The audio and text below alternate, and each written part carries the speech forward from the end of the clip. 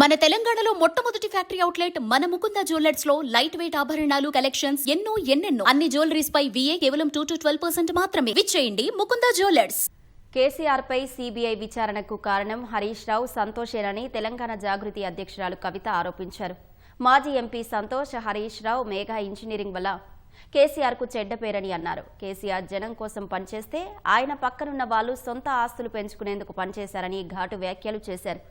హరీష్ రావు సంతోష్ తనపై ఎన్నోసార్లు కుట్రలు చేశారన్న కవిత తనపై ఏం మాట్లాడినా నోరు మెదపలేదన్నారు. ఈరోజు కేసీఆర్ బిడ్డగా తానెంతో బాధపడుతున్నానన్న కవిత హరీష్ రావు సంతోష్ వెనుక రేవంత్ రెడ్డి ఉన్నారని ఆరోపించారు.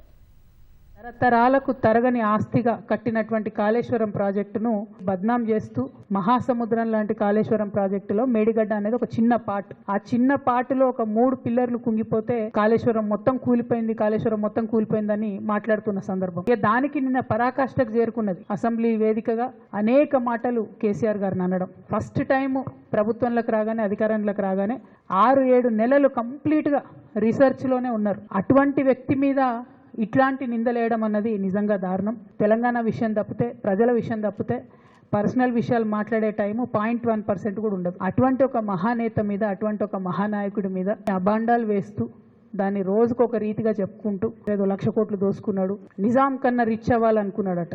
డెఫినెట్గా నిజాం బాటలోనే నడుస్తాం. ఇవాళ కాళేశ్వరం కడితే నేను చెప్తున్నా గ్యారంటీగా ఇంకా 200 సంవత్సరాల తర్వాత కూడా తెలంగాణ బిడ్డలు కేసీఆర్ గారిని తలుచుకుంటారు. ఇప్పుడున్న ముఖ్యమంత్రి గారు ఉమ్మడి ఆంధ్రప్రదేశ్లో కూడా మనకు వ్యతిరేకంగా పనిచేసినటువంటి వ్యక్తి. అటువంటి వ్యక్తి అసెంబ్లీలో కేసీఆర్ గారిని ఎన్ని అనరాని మాటలు అన్నారు, వింటుంటే గుండె తరుక్కపోతా ఉంది. మరి అటువంటి కేసీఆర్ గారి మీద ఇంత కుట్రపూరితంగా అభాండాలు ఎందుకు వేస్తున్నారు, వేసేటటువంటి అవకాశం ఎవరిచ్చారు అన్నది కూడా ఇవాళ బీఆర్ఎస్ పార్టీ శ్రేణులు కూడా ఆలోచన చేయాలి, తెలంగాణ ప్రజలు కూడా ఆలోచన చేయాలి. కొంతమంది కేసీఆర్ గారి పక్కన ఉన్నటువంటి వాళ్ళు కేసీఆర్ గారి పేరు చెప్పుకొని అనేక రకాలుగా లబ్ధి పొంది వారు చేసినటువంటి అనేక చెత్త పనుల వల్ల ఇవాళ కేసీఆర్ గారి పేరు బద్నామయ్యే పరిస్థితి వచ్చింది. అయినా మళ్ళీ వాళ్ళనే మోస్తాం, అయినా మళ్ళీ వాళ్ళనే ముందుకు తీసుకెళ్తామని అనుకుంటే పార్టీ ఎట్లా ముందటికి పోతుంది? ఒక బిడ్డగా నిజంగా నేను బాధపడతా ఉన్నాను. ఇవాళ 5 సంవత్సరాలు ఇరిగేషన్ మంత్రిగా చేసినటువంటి హరీష్ రావు గారిది మేజర్ పాత్ర లేదా దీంట్లో? అందుకే కదా కేసీఆర్ గారు వారిని సెకండ్ టర్మ్లో తప్పించిండ్రు. ఈ మొత్తం కాళేశ్వరం ఎపిసోడ్లో కేసీఆర్ గారికి మరక అంటిందంటే 2-3 వ్యక్తులు కారణం. మాజీ రాజ్యసభ సభ్యుడు ఒకలైతే, హరీష్ రావు గారు ఒకలైతే, మెగా కృష్ణారెడ్డి గారు ఇంకోటి, మెగానో బోగానో ఏదో. ఈ పెద్ద కాంట్రాక్టర్లు అందరితో కుమ్మక్కై కేసీఆర్ గారు ప్రజల కోసం ఆలోచన చేస్తే, నీళ్ల కోసం ఆలోచన చేస్తే, వీళ్ళు సొంత వనరుల కోసం, డెవలప్మెంట్ కోసం, ఆస్తులు పెంచుకోవడం కోసం ఆలోచన చేసి ఇవాళ మీ వల్ల రేవంత్ రెడ్డి లాంటి వ్యక్తి ఆయన నిలబడి కేసీఆర్ గారిని చెయ్యెత్తి చూపించి కేసీఆర్ గారి మీద CBI ఇవాళ నేను వేస్తా అని చెప్తున్నాడంటే కారణం ఎవరు దీనికి? నేను భరించిన ఇదే హరీష్ రావు గారు, ఇదే సంతోష్ రావు గారు అనేక కుట్రలు చేసినా కూడా భరించిన. నా పర్సనల్ అటాక్కి నేను ఎప్పుడు కూడా వాళ్ళను ఇంతవరకు పేరు పెట్టి పిలవలేదు, మాట్లాడలేదు. ఫస్ట్ టైం చెప్తున్నాను నేను. కేసీఆర్ గారికి ఈ వయసులో CBI ఎంక్వైరీ ఏందండి? ఎందుకోసం ఆ కర్మ పట్టింది?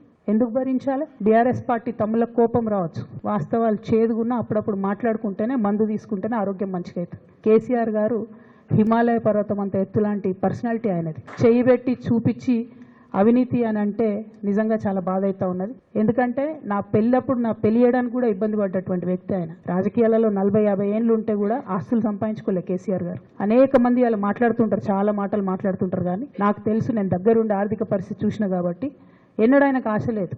అటువంటి మనిషిని పట్టుకొని CBI ఎంక్వైరీ ఇస్తాం, ఇదేస్తాం, అదేస్తాం. మీ ACB వాళ్ళు పోయి కాళేశ్వరంలో పనిచేసిన 3 ఇంజనీర్లను పట్టుకుంటే ఒక్కొక్క ఇంజనీర్ దగ్గర 100 కోట్ల ఆస్తులు వెళ్తే మీకు ఎందుకు ఎంక్వైరీ చేసే దమ్ము లేదు? వాళ్ళు వెనకాల ఎవరు ఉన్నారో ఎందుకు ఎంక్వైరీ చేస్తలేరు? ఖచ్చితంగా నేను ఇవాళ చెప్తా ఉన్నా, హరీష్ రావు గారు వెనక, సంతోష్ రావు గారు వెనక రేవంత్ రెడ్డి గారు ఉన్నారు. వాళ్ళని ఖచ్చితంగా కాపాడతారు. అన్ని విషయాలను వాళ్ళ గురించి ఏం మాట్లాడారు. బాణం ఎంతసేపు కేసీఆర్ గారి మీద ఉంటుంది. ఈ అవినీతి అనకొండలు బీఆర్ఎస్ పార్టీని ఏదైతే డిస్టర్బ్ చేసిండ్రో వాళ్ళని మాత్రం ఏమన్నారు? ఈ ఇంటర్నల్ అండర్స్టాండింగ్ అనేది ఎక్స్పోజ్ కావాలి. రేపటి నుంచి ఏం మాట్లాడతారు తెలుసా? ఈ మొత్తం బ్యాచ్లన్నిటికీ సోషల్ మీడియా బ్యాచ్లు ఉన్నాయి. రేపటి నుంచి ఏమంటారు? నన్ను ఒకళ్ళు BJP ఆపరేట్ చేస్తుంది అంటారు, ఒకళ్ళు కాంగ్రెస్ ఆపరేట్ చేస్తుంది అంటారు, ఒకళ్ళు రేవంత్ రెడ్డి చెప్తే మాట్లాడుతుంది అంటారు, ఇంకోళ్ళు బండి సంజయ్ చెప్తే మాట్లాడుతుంది అంటారు. ఖబర్దార్ బిడ్డ, నేను ఎవరు చెప్తే ఆడేటటువంటి తోలుబొమ్మని కాదు.